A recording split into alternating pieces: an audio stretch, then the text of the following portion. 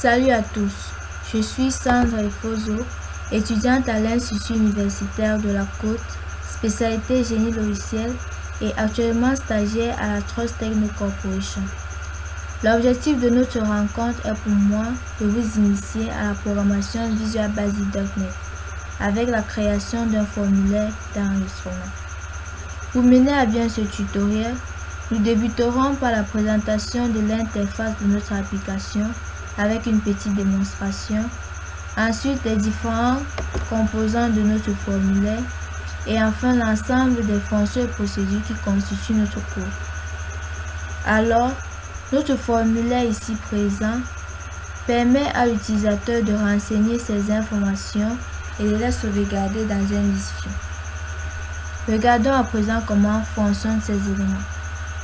L'utilisateur saisit ces informations nom, prénom, adresse mail dans les 3 champs texte réservés. Nous saisirons par exemple Efozo comme nom, Sandra comme prénom. Une fois ce champ rempli, un OK s'affiche pour indiquer que le champ a bel et bien été rempli. Pareil pour le champ nom. Nous continuons avec l'email. Sandra Efozo @gmail.com. Lorsque le test respecte la formulation d'une adresse mail, un mot s'affiche disant valide pour indiquer sa validité. Par la suite, il fait un choix de sexe. Nous choisirons féminin. Nous poursuivons avec les couleurs. L'utilisateur ne peut que choisir 3 couleurs parmi ces 6 couleurs.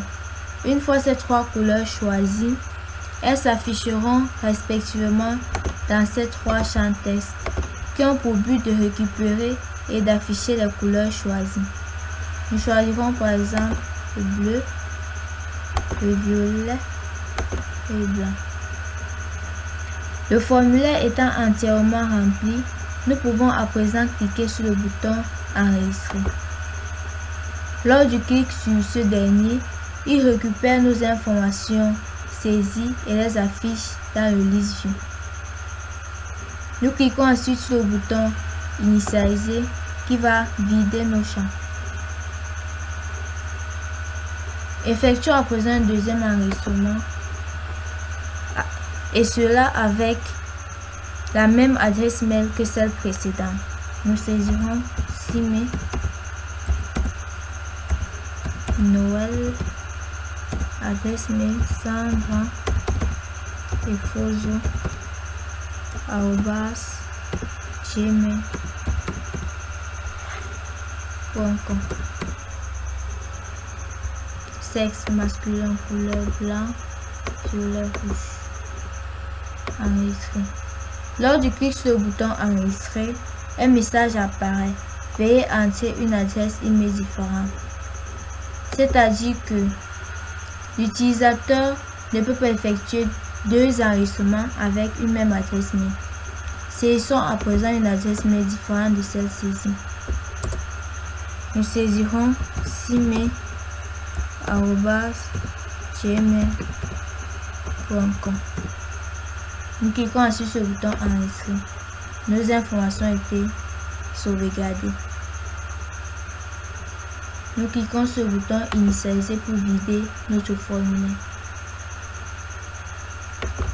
Comment faire pour supprimer? Pour supprimer, nous cliquons sur un triplet de notre List View et lors du clic sur ce triplet, notre formulaire se charge. Nous cliquons ensuite sur le bouton Supprimer. Un message apparaît disant souhaitez-vous vraiment supprimer cet élément? Lors du clic sur oui, nous constatons que notre triplet choisi disparaît de notre List View et notre formulaire se vide. En ce qui concerne les composants du formulaire, nous avons 3 champs texte avec pour propriété textbox et pour valeur de la propriété liée TXT suivi du nom du champ.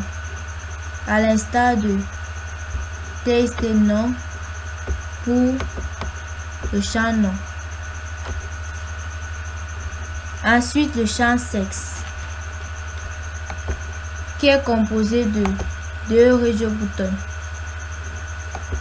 avec pour propriété RegioButton et pour valeur RB suivi du nom du champ, par exemple RB femme pour féminin. Nous poursuivons avec le champ couleur qui est constitué de 6 checkbox avec pour valeur de propriété CKB suivi du nom de la couleur. Nous avons donc CKB bleu pour la couleur bleue. Nous avons également 3 champs texte avec pour propriété TXTColor1 pour le premier textbox, pour dire le textbox qui récupère la première couleur choisie, et pareil pour les autres. Nous poursuivons avec 3 boutons. Ces 3 boutons ont pour valeur BTN suivi du nom du bouton. Par exemple, BTN init pour le bouton initialisé. Et enfin, notre list view qui est chargé de récupérer nos informations saisies avec pour valeur de la propriété liée LVData. Voyons à présent comment afficher les différents éléments de notre list view. Nous cliquons sur la petite flèche de notre list view ici présent. Nous allons ensuite modifier les colonnes. Pour créer les colonnes, nous cliquons sur le bouton ajouter. Nous allons ajouter notre 6e colonne qui est couleur 3. Nous cliquons sur ajouter. Nous pouvons là modifier le design. Nous mettons CN6 qui n'est pas trop important. Vous pouvez mettre ce que vous voulez. Nous modifions également le texte. Vu que nous voulons que c'est couleur 3 qui s'affiche, nous écrivons couleur 3 qui est notre 6e colonne. Nous définissons également la largeur. Nous mettons notre largeur à 100. Ensuite, nous cliquons sur OK. Pour que les éléments de notre list view s'affichent, nous allons sur afficher et nous déroulons le combo box. Nous cliquons ensuite sur détail et nous constatons que nos éléments se sont bel et bien affichés. L'interface ainsi présentée, passons à présent au code qui permet de gérer toutes ces fonctionnalités. Au début de notre code, nous importons une bibliothèque pour les regex avec import system.test.regularExpression. Cette bibliothèque a pour rôle de définir les règles appliquées à un texte. Nous poursuivons avec la déclaration de notre variable tab, qui est un tableau de 6 éléments de type string, qui veut dire chaîne de caractères. Ensuite, nous avons la fonction returnColor avec pour paramètre C pour dire couleur. Cette fonction respecte les éléments suivants et permet de retourner la couleur choisie. Ensuite, nous avons la fonction returnStringColor avec pour paramètre C pour couleur qui respecte également ces conditions. Cette dernière permet de retourner le texte de la couleur choisie dans le list view après enregistrement. Nous avons à présent une procédure. Nous avons à présent une procédure Color or Erase avec pour paramètres C pour couleur et CHK pour check. Cette procédure permet de gérer le check de la couleur et son affichage dans le textbox. Pour cela, elle respecte les conditions ci-après.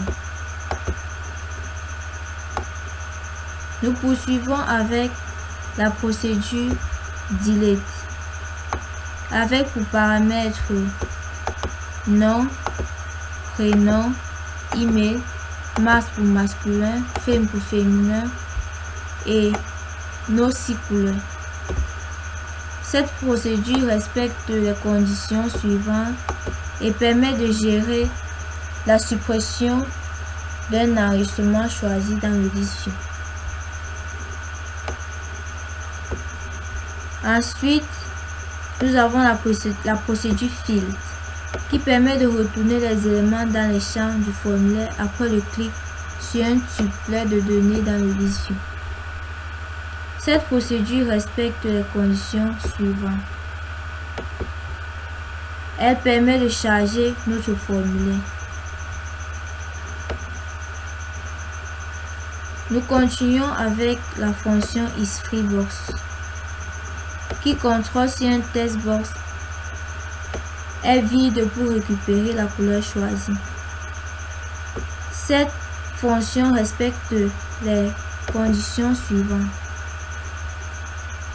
Nous poursuivons avec la procédure CHK Color avec pour paramètre C pour couleur. Cette dernière respecte les conditions suivantes qui permettra de bloquer le choix d'une couleur après avoir choisi 3 couleurs. Par la suite, une procédure EnableENR qui respecte les conditions suivantes et qui permettra de contrôler si tous les champs sont remplis ou pas.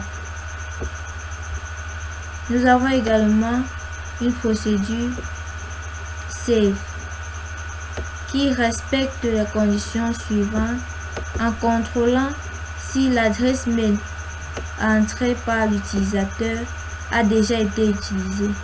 Si elle a déjà été utilisée, le label de l'email affiche email déjà utilisé de couleur tomato et le message box apparaît.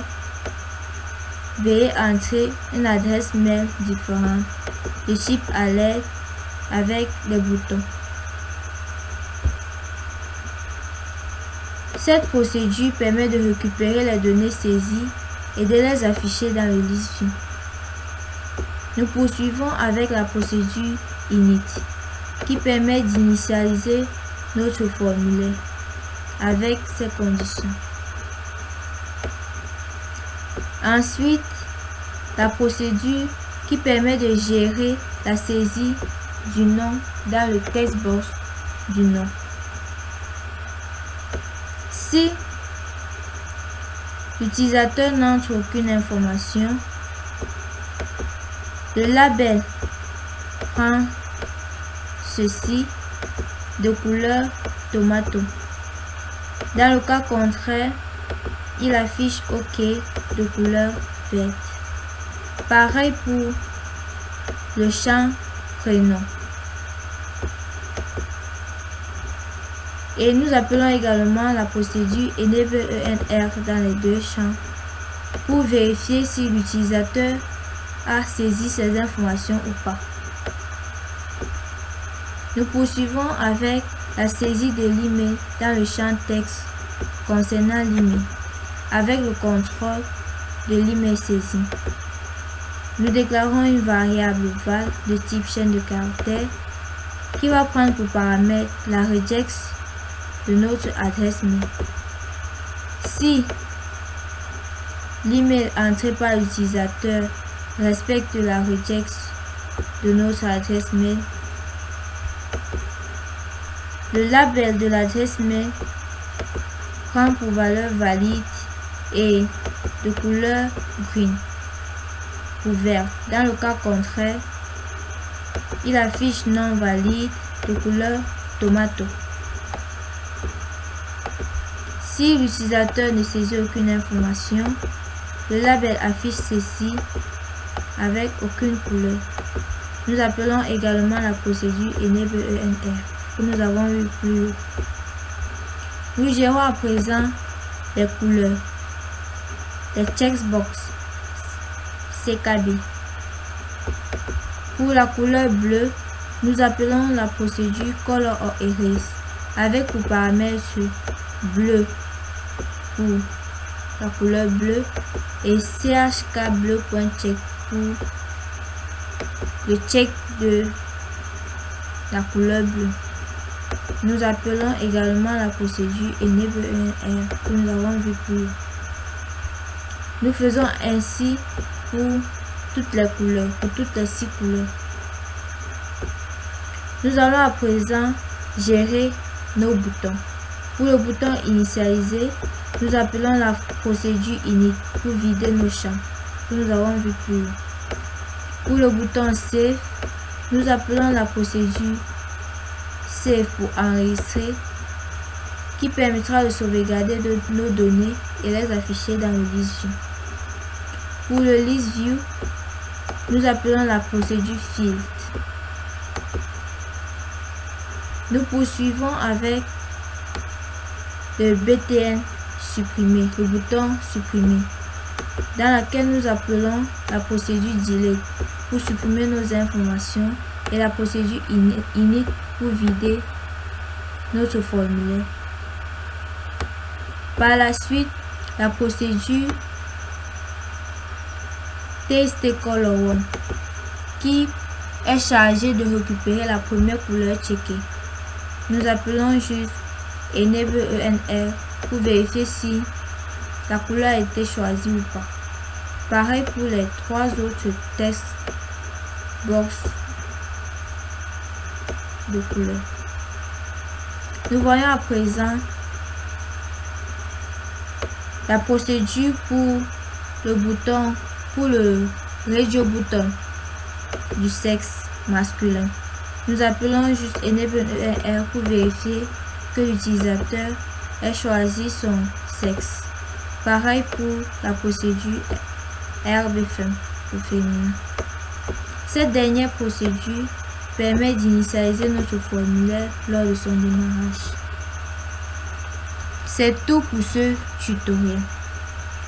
Si vous avez aimé ce tutoriel d'initiation en programmation.NET, je vous invite à liker la vidéo. N'hésitez pas à laisser un commentaire si vous avez des questions ou une remarque à faire par rapport à cette vidéo. Et si vous voulez apprendre davantage, n'hésitez pas à vous abonner à notre chaîne YouTube. Vous pouvez retrouver l'extrait de notre code sur notre dépôt guide au lien ci-dessous. Sur ce, merci beaucoup et à très bientôt pour de nouvelles vidéos.